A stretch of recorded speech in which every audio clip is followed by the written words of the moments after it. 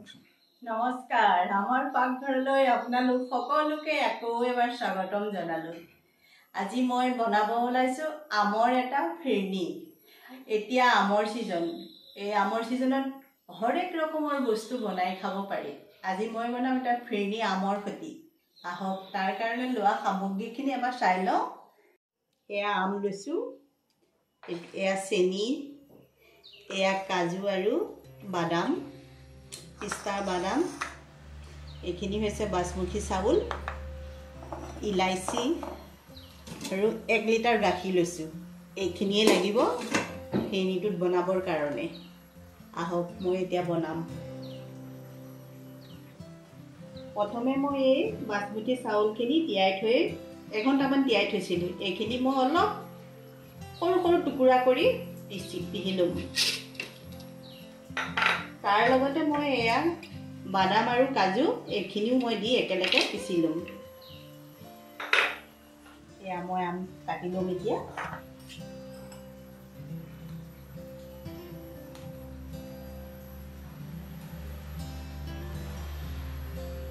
আমাৰ ঘৰৰ আমৰ সৈতে বনাম, বহুত টেষ্টি হ'ব।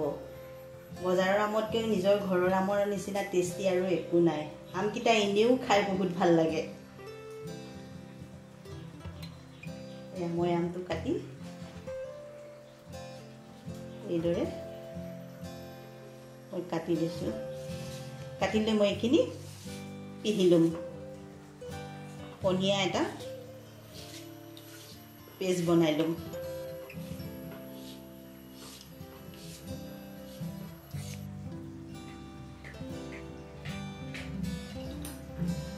এতিয়া মই ইয়াত গেছ জ্বলাইছোঁ। গেছ জ্বলাই মই গাখীৰখিনি এটা উতল অহালৈকে গৰম কৰি ল'ম।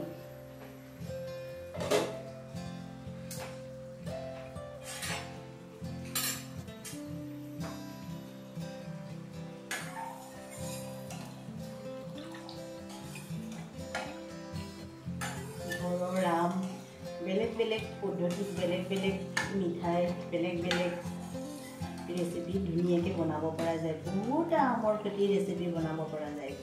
ইয়াৰ পিছত মই আমৰ লাডু বনাই আপোনালোকক দেখাম, চাব। এইটো আমৰ লাডুটো খাই যে কিমান টেষ্টি।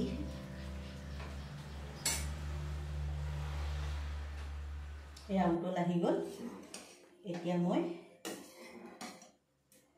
ফিৰনিখিনি মই বাসমতি চাউলটো দেখিছে, এই এনেকৈ পেলাই পিচি লৈছোঁ। বেছি মিহিও কৰা নাই, সৰু সৰু টুকুৰা টাইপৰ নিচিনা কৰি লৈছোঁ। এতিয়া চাওক, এইটো মই লাহে লাহে ইয়াত বাকি দি ঘূৰাই থাকিম। এই ফিৰনিখিনি লাহে লাহে লাহে লাহে দি এতিয়া ঘূৰাই থাকিব লাগিব।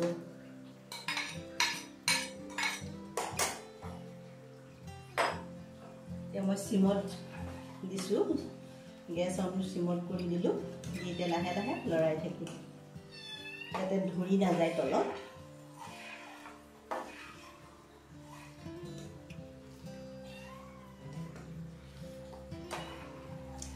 চাউলৰ লগতে কাজু আৰু বাদামখিনি একেলগে পিহি ল'লোঁ।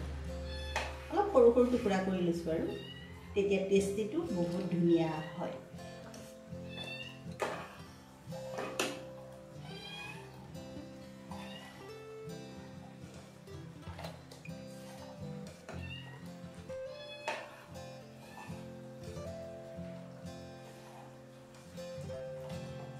এনেকৈ বনাই থ'ব, আলহী আহিলে দিবলৈ ধুনীয়া। অৱশ্যে মোৰ ৰাতিলৈ আলহী আহিব, সেইকাৰণে মই এতিয়া এইটো যোগাৰ কৰি বনাই ফ্ৰিজত ভৰাই থৈ দিম। আলহীক মিঠা কিবা এটা খুৱাব, লাষ্টত ভাত পানী খোৱাৰ পিছত মিঠা খোৱা দিলে অকণ ভাল লাগে আৰু মিঠা খাবলৈ দিলে।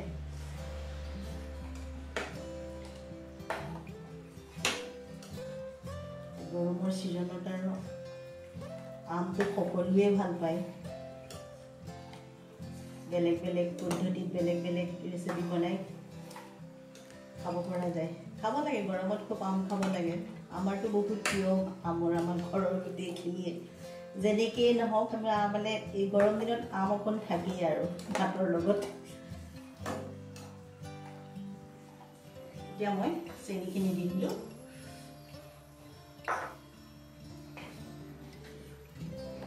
দি অলপ সময় ঘুটিম এতিয়া আকৌ গেছ একদম সিমত ৰাখিছোঁ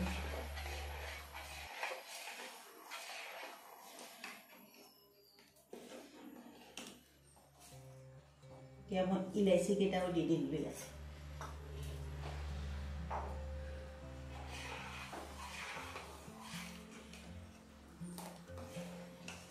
ভাত প্ৰায় হৈছেহি আৰু মই এচামুচ ঘি দি দিলোঁ এচামুচ ঘি ঢালি দিলোঁ এতিয়া আকৌ ধুনীয়াকৈ লৰাই দিম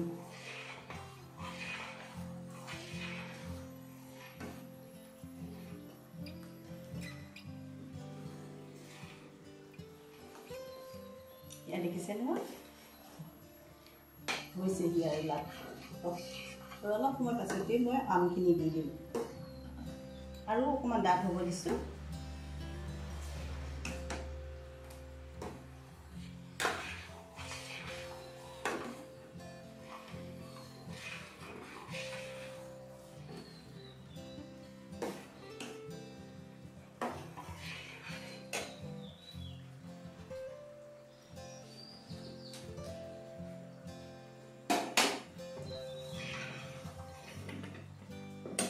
গেছৰ চিমত থৈ মই এয়া আমখিনি বাকি দিছোঁ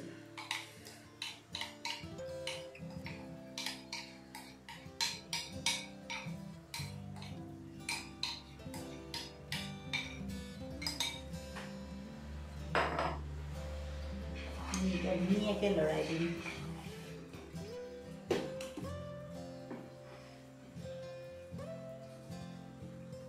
দেখিছে নহয় কিমান ধুনীয়া হৈ পেলাইছে গেছটোৰ সুগন্ধৰ বহুত ধুনীয়া সুগন্ধি গেছ ওলাইছে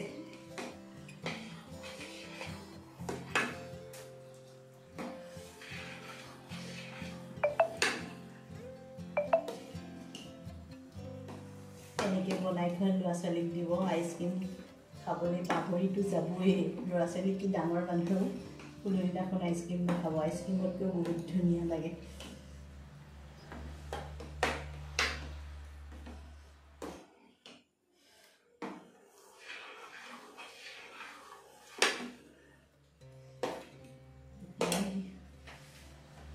ইয়াৰ ওপৰত মই 1 চামুচ বাটাৰ দি দিলোঁ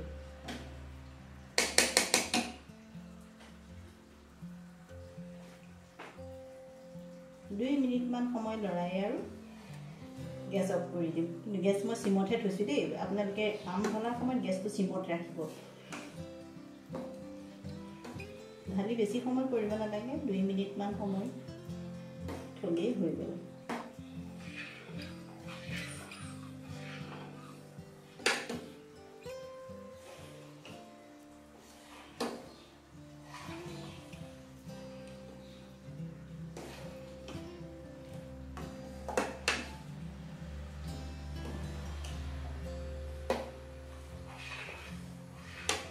মই গেছ অফ কৰি দি গেছ অফ কৰি দিলোঁ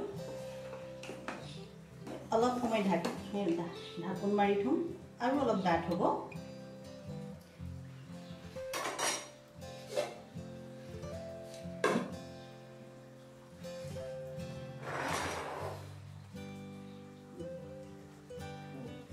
এয়া ফেৰেঙি তৈয়াৰ হৈ গ'ল এতিয়া মই এয়া বাতিত সজাম মাটিৰ বাতিত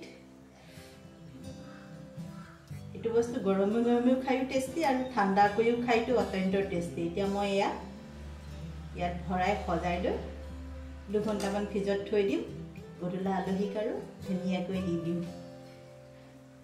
তৈয়াৰ হৈ গ'ল